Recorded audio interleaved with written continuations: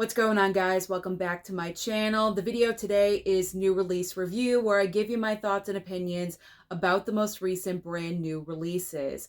Are they worth your time? But most importantly, are they worth your money? I'm going to start off with the brand new 4K of Better Man. This came over from Paramount, and this was a first time watch for me because I did not see this at the theater.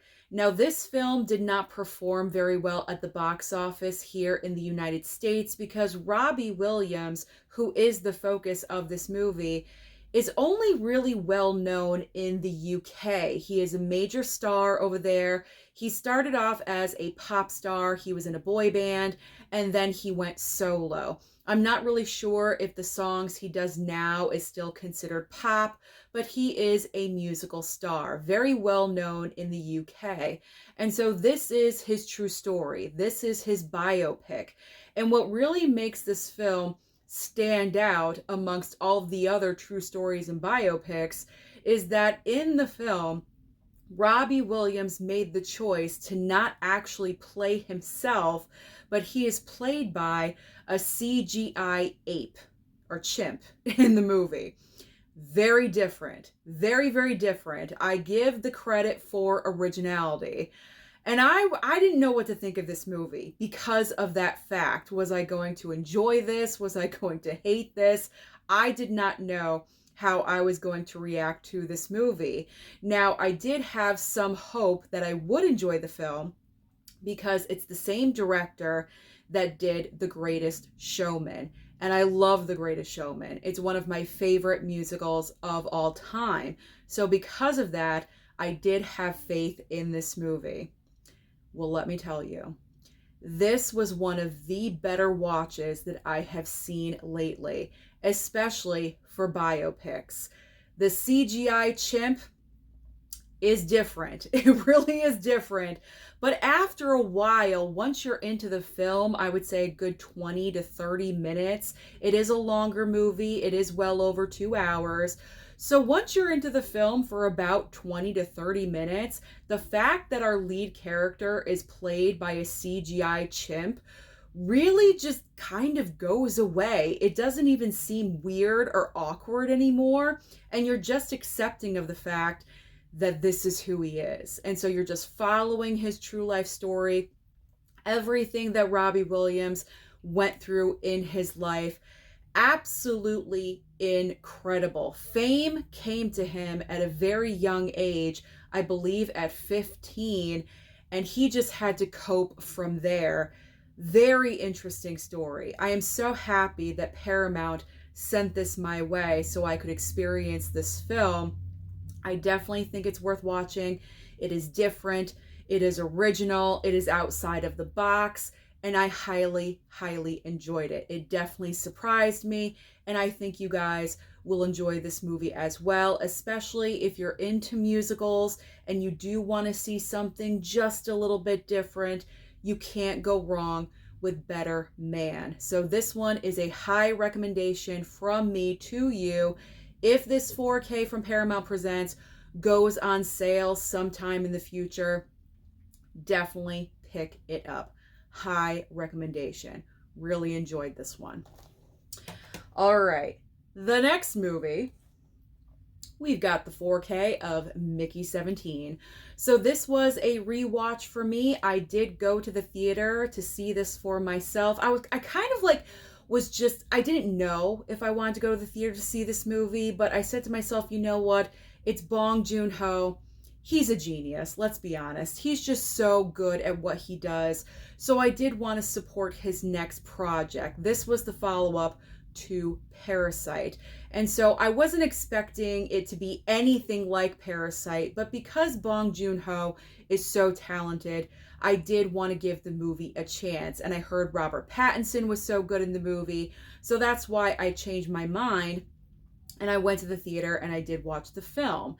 And the movie is well over 2 hours. The first hour, really enjoyed the film. The second hour, my enjoyment went down just a little bit. This was my theater experience, by the way. I'm not talking about the rewatch on 4K yet. So the second hour in the theater, I kind of wasn't too thrilled about where the story went. I loved the world building in the first hour of the movie, but once we got to the second hour of the film, it kind of dragged for me just a little bit. So those were my initial feelings about Mickey 17. So when I did receive this 4K from Warner Brothers, obviously I did want to rewatch the film to see if my feelings were still the same. And they're not. My feelings are not the same about this movie. I definitely still enjoy the first half of the film much more than the second half. But with the second half of the movie, when it kind of shifts over and changes, and you really know when that happens, I don't want to reveal too much because just in case you haven't seen Mickey 17 yet, but there is a noticeable shift in the film. So once it shifts over, upon my rewatch, one of my main complaints when I was watching the film in the theater was Mark Ruffalo's character. I did not really care for him at all, and I know that's the point because his character is completely unlikable in this movie. He's awful. And Toni Collette, don't even get me started with her. She is just, she's deplorable. Absolutely deplorable in this movie. But that is also what's so great at the same time, because they are playing characters that you would not normally see them play. They're completely outside of the box of what you're used to seeing them as actors. So upon rewatching this film, I did appreciate the evilness of Mark Ruffalo's character just a little bit more, and also Toni Collette. And then going into like the third act of the movie, when everything is really starting to kind of wrap up just a little bit, my feelings there are still the same. I do believe Mickey 17 still runs a little bit too long, because I think it's it's right here, 2 hours and it's 137 minutes. So it's 2 hours and 17 minutes. I feel like they could have shaved off at least 20 minutes of this film, a little bit more editing, crop some things out, tighten up the film more, and it would have been a lot better for me personally, because I feel like the third act with the creepers, if you've seen the movie, you know what the creepers are. And I feel like with that third act with the creepers, it just goes on a little bit too long. But still, the highlight of this movie for me is Robert Pattinson. He is fantastic in this movie.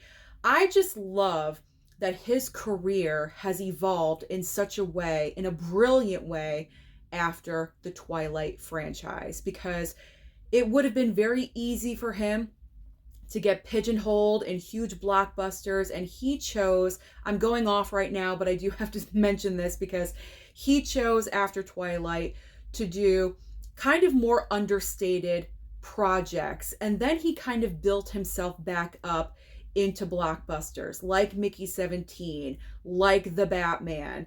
And I just think his career, his filmography is so diverse, and he's really grown as an actor, and you can see that growth with Mickey 17. So I think the more I watch this film, the more I'm going to enjoy it, because just upon one rewatch, I'm already enjoying the movie a heck of a lot more. So I'm sure once I watch it again and again, maybe I'll love the third act. Who knows? Maybe I'll love the whole entire thing. But do I think Mickey 17 is worth your time and also worth your money? I do think it's worth your time. If you do not think this is worth your money, it is currently streaming on Max, so you can stream it over there. If you do enjoy the film, if you were kind of like, I'm not so sure, but if you stream it and you do enjoy it, wait for a sale. Wait for the sale for the physical media, because there's also a 4K Steelbook for Mickey 17 as well. So overall, I enjoyed the film, and I probably will enjoy it more and more in the future with future watches of the film. Kind of went on a ramble with Mickey 17, but that's me. You never know what's going to happen when I start talking about a movie. So Mickey 17, worth your time, worth the money. Okay. Next up. Next on the list, we've got The Woman in the Yard on Blu-ray. Okay, so I'm sure all of you want to know my thoughts about this film upon rewatching it. Because when I saw this movie in the theater, when I left, I was so confused. I was absolutely confused. I did not know what happened in that movie because the last 20 minutes of this film, there's so much going on. There's so much happening. It's kind of overwhelming. And if you miss a little piece of this movie, you're missing vital information. So I feel like I missed something somewhere. So when I left the theater after watching The Woman in the Yard, I gave this a 2-star because I was so confused. I did not know what was going on. Once I went to another YouTuber and I saw their review of the movie and they completely broke down all the details of the last 20 minutes of the film, everything clicked for me.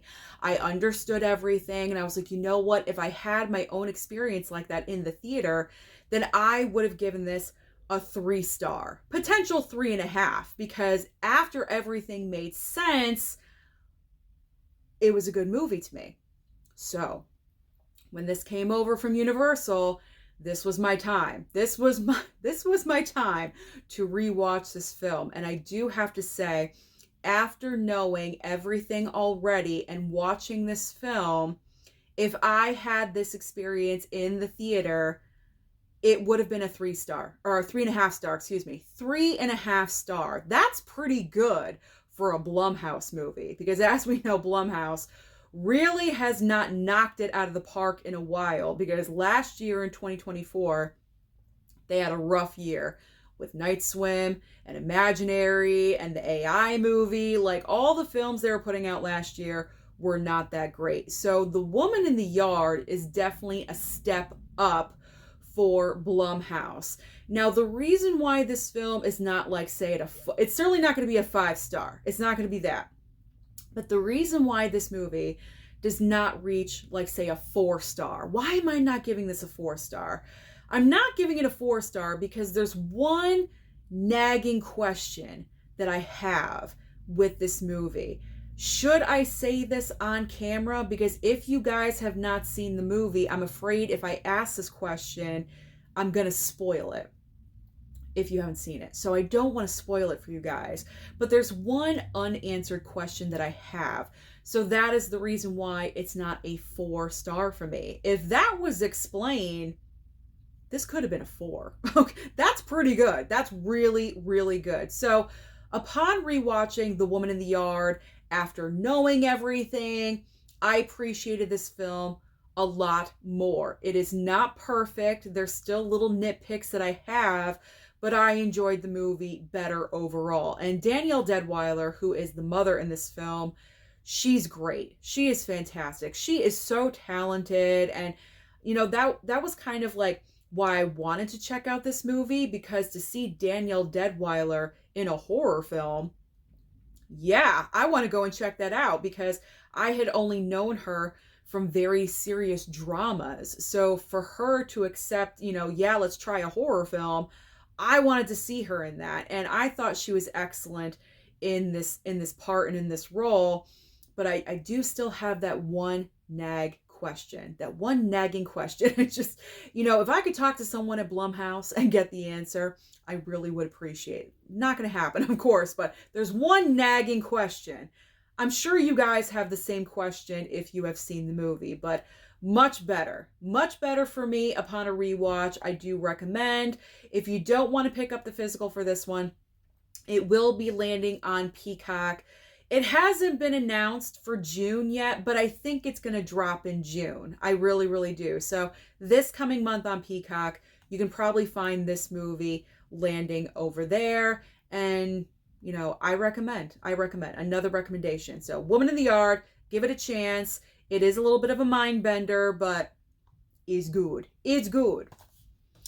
And it is, I didn't mention this, but it is a little bit sensitive to a certain topic. So if you want to know more about that, I did do a complete review talking about The Woman in the Yard. So if you want to know more about that, just go to my review, okay? because I don't want to get into a full-on discussion about that, because if I do, I'll be here for like an hour and a half. Okay, so let's just move on to the next title. The next movie, Warner Brothers sent over the Blu-ray of the Alto Knights. So again, I went to go and check out this movie. Did I say that right? I went to go check out this film. There we go. At the movie theater.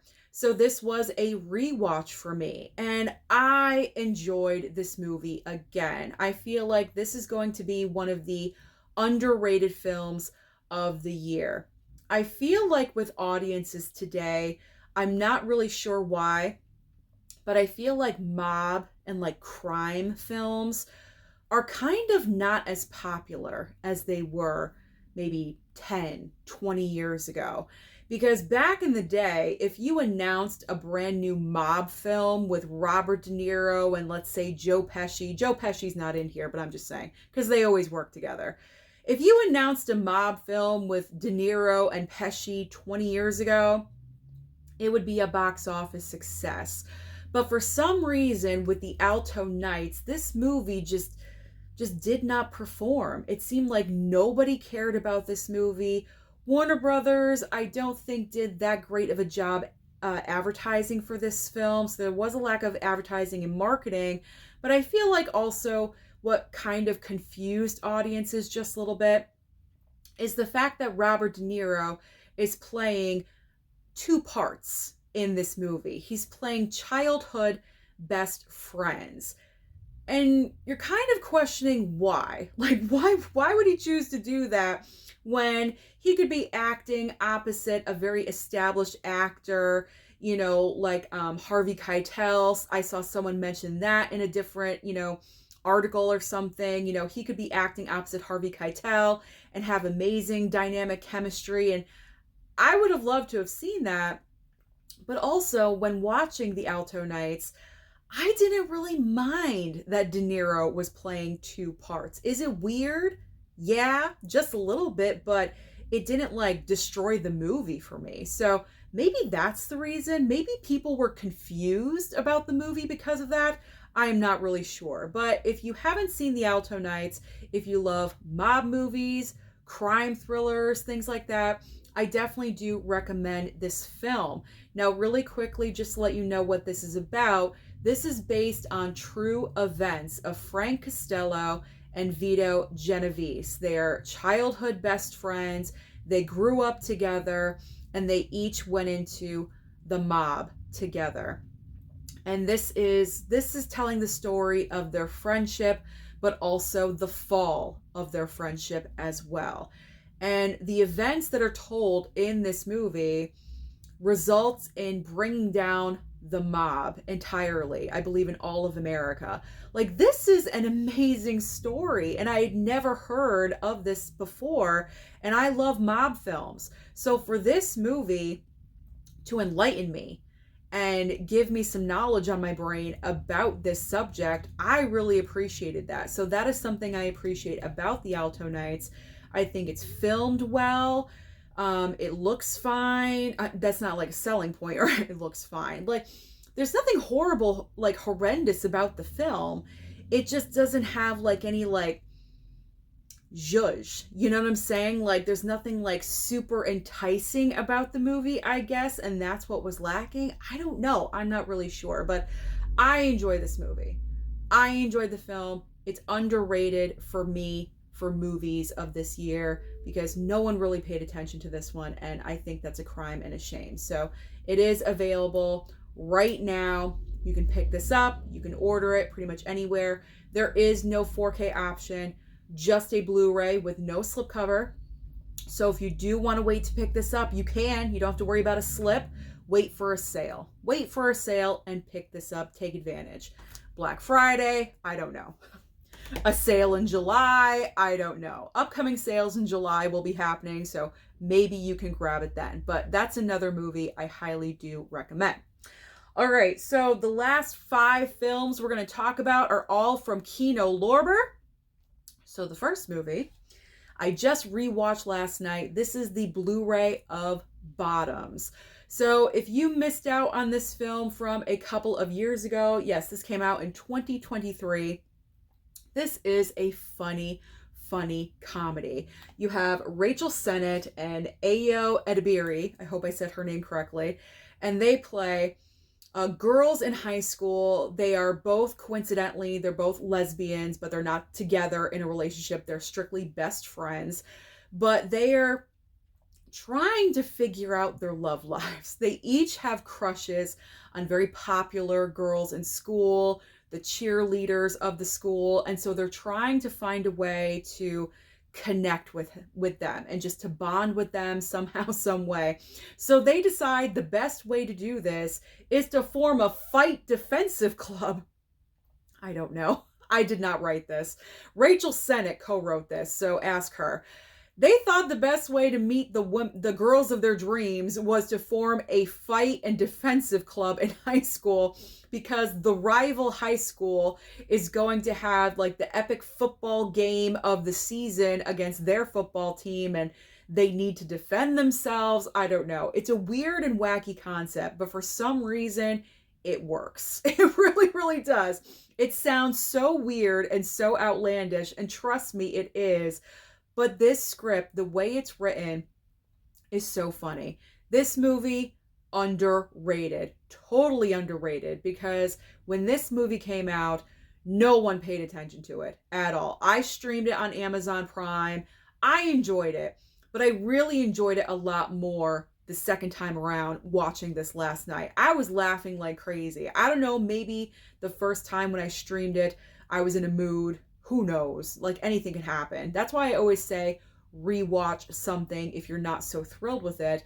So upon rewatching Bottoms, I was laughing my butt off last night. Like, the script is so smart, and Rachel and Ayo, I'm sorry, Rachel Sennett and Ayo Edebiri, their dynamic together, they're just so hilarious. And when I was watching the bonus features, I was watching the making of the movie, I did not realize that these two went to college together. So they went to college together, and they were in a comedy group together, or a theater group, something like that. And so they have a long history together of working with each other and, you know, practicing and being, you know, comedic and everything. And they just have it. And so that just translates very nicely on screen. So I love seeing them together. I hope they work together more in the future, because I would love to see. It's very rare nowadays when we get decent, funny comedies, and this is definitely one of them. So Bottoms, I highly recommend. Check this one out. It is hilarious and very underrated. Another comedy. This is what I'm loving about Kino Lorber, because Kino Lorber is putting out more comedy releases, in particular on 4K, and I am here for it, because the next one is the 4K of Wayne's World 2. Whoever thought that Kino Lorber would put out Wayne's World 2, but they have. And this was pure nostalgia for me. I watched this movie back in the 90s. This came out in 1993.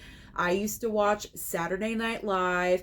I wasn't supposed to, but I would stay up late at night. My parents would be watching, and I would be like sneaking around the corner watching the skits every single week on Saturday. And Wayne's World was one of them, and I always loved that sketch. It was one of my favorites. And I absolutely love the first movie. And the sequel, I definitely enjoy as well, because in particular, Aerosmith is in this movie. And back in the day, I loved Aerosmith. I still do. Like, I think the band is great. The songs, it's so nostalgic for me. But I do enjoy this film a lot for different reasons than the original Wayne's World, because Wayne's World 1 is really introducing you to these characters if you did not know who they were from SNL, and we're like building that Wayne's world, so to speak.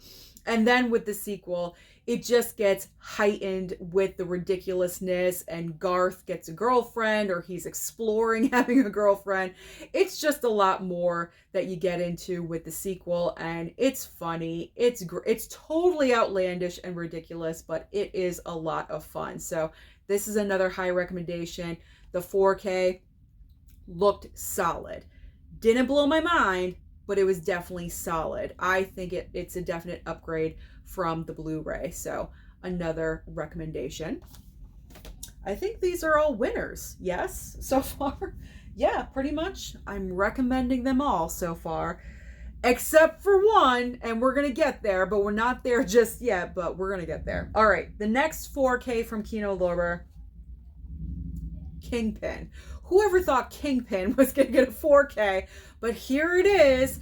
Kingpin is one of those, again, underrated comedies. And I did mention this before in a different video when I was talking about Kingpin. I think when I was doing the unboxing of, the latest round of Kino titles, Kingpin is funny. It is hilarious. But I feel like when we talk about comedies, we don't necessarily talk about Kingpin. I feel like it's always like Adam Sandler movies and Chris Farley, and that's fine because their movies are definitely hilarious, but I always feel like Kingpin gets forgotten in the background for some reason. But you have Woody Harrelson and also Randy Quaid. And Woody Harrelson, if you've never seen Kingpin, Woody Harrelson plays at the very beginning of the movie, he is a bowler, and he's like such an awesome, excellent bowler, like perfect scores every single game. And so he goes on tour. Something happens. He meets Bill Murray. Bill Murray's also in the movie, and Bill Murray's character in this film is not a good character at all. And they intersect, they meet, and so because of that, something happens where Woody Harrelson loses his bowling hand. So no longer can he bowl. And it's like 20 years later, he is a has-been. He lives in like a ratchet motel or something, and his hygiene is awful. Like he has no money. Like he's really, really struggling because he lost everything. So then just by chance, he meets Randy Quaid's character in a bowling alley, and he is an excellent bowler. And so he wants to team up with Randy Quaid and bring him to a bowling competition so they can win, like, what is it? Like, is it $1 million or $100,000? It's a lot of money that they could split and share together. And so that's what this movie is all about. It's so funny. It is so funny. There's some raunchy bits, don't get me wrong, but it is hilarious and very underrated. So this was another recommendation. Highly enjoyed rewatching this movie. 4K transfer, again, very solid. It looked good. Okay, 2 more movies left. Okay, so now we're getting into the brilliancy of Kino Lorber when they pick these titles that are so cheesy and so corny. The 4K of Prophecy. Okay, so this film was a little bit weird, but it's kind of the definition of cheesy, good fun. This falls into like the monster movie category for me. You do have credible stars in the movie. You have Talia Shire, who we know as Adrian from the Rocky franchise, and also Connie from the Godfather movies. Robert Foxworth, I'm not really sure who he was. Armand Desante, he's well known. So we got some stars in this movie.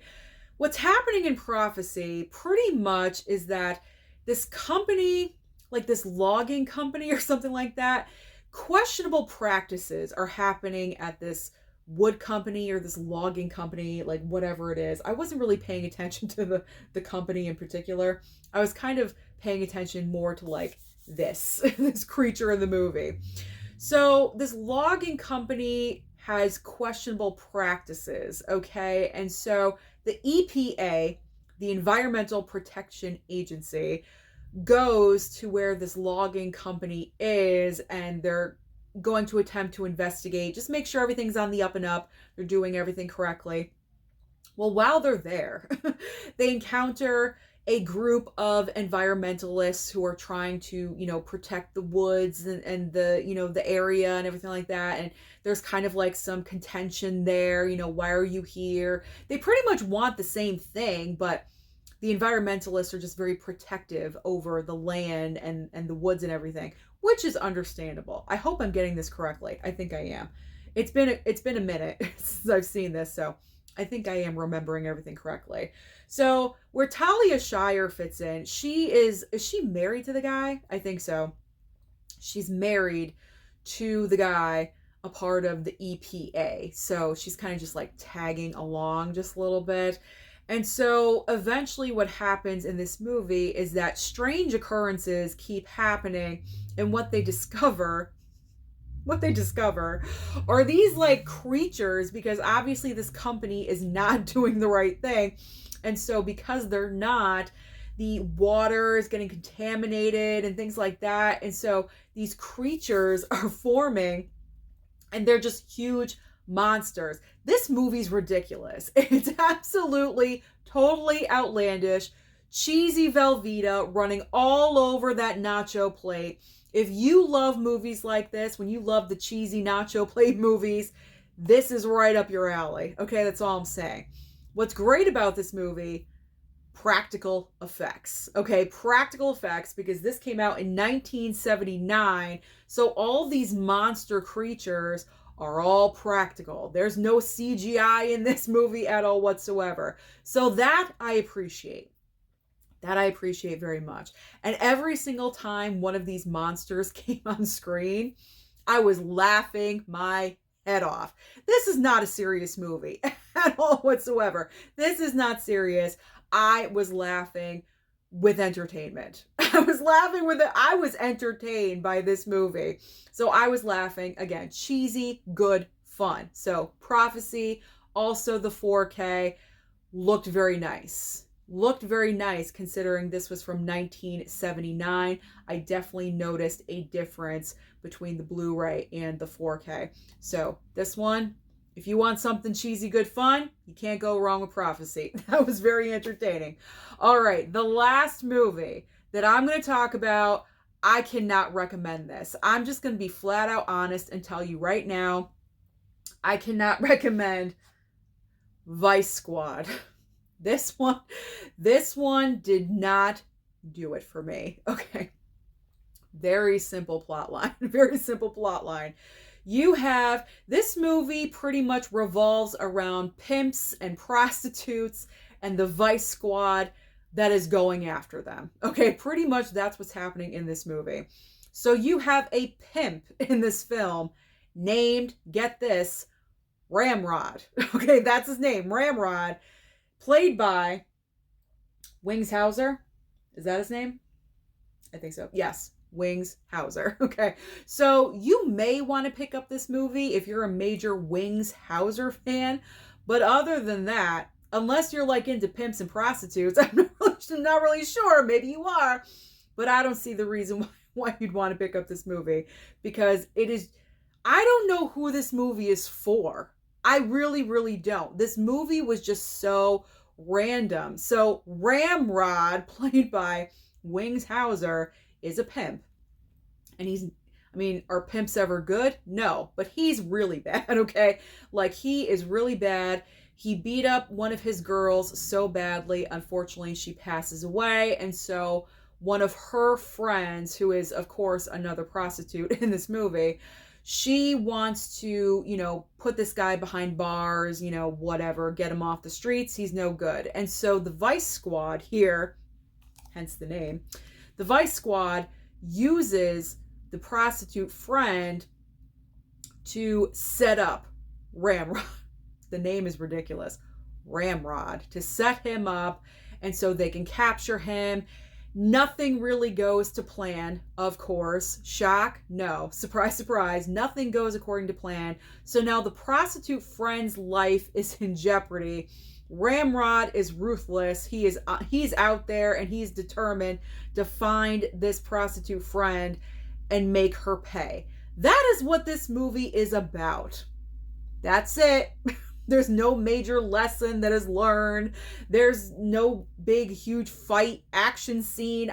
There's running around, yeah, but nothing really like super, super fantastic.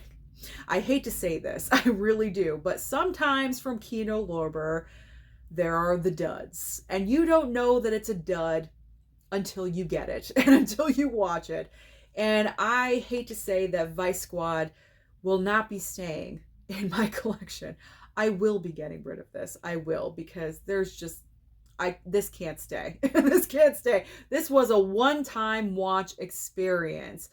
And the 4K is not good. The 4K transfer of this is not good. There's some moments in the movie it looks okay. It's not solid. It doesn't get to that level. It's certainly not blowing my mind. You know, there's like blowing my mind, solid, and then like the lower levels of the 4K transfer. It's like bottom of the barrel. Like it's not, there's a couple of scenes here and there that, okay, all right, it looks a little bit better, but mainly throughout the entire film, it looks very grainy, kind of blurry at times too. I'm not sure if it was just my disc or what, but this does not look good. So I would be lying if I recommended Vice Squad to you. This was not my taste personally for me. Maybe it would be for you. That's why I described it for you guys. Like if this sounds like it's up your alley, you may want to check it out. I don't know.